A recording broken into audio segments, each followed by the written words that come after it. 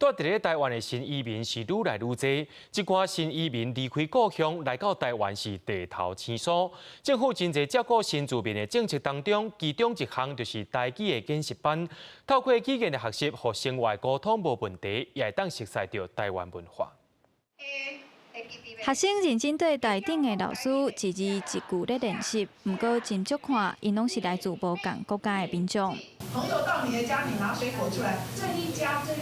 是 you and 随便，对，随便你高兴吃，as you wish 啊。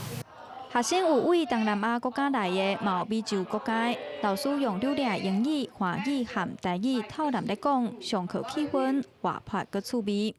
很多水果，西瓜、捧果、柑嘛，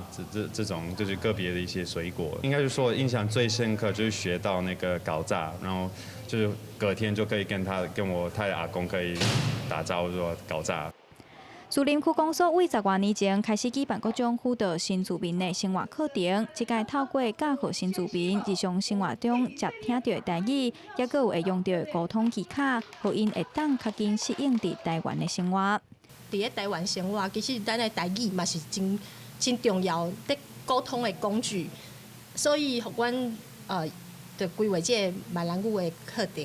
阮树林吼，其实大家知影，阮像咧写就是一个较特别的所在。我遐的新住民的人嘛真侪，若遐老大人较侪嘛，讲台语可能会较方便啦。为着了解国内新住民的需求，教育部去年嘛特别进行语言学习调查，除了台语班，嘛有开客语班。树林区公所嘛表示，这几年举办落来，发现袂少新住民拢讲真正足介意伫台湾的生活，嘛会使感受到新住民对台湾的感情。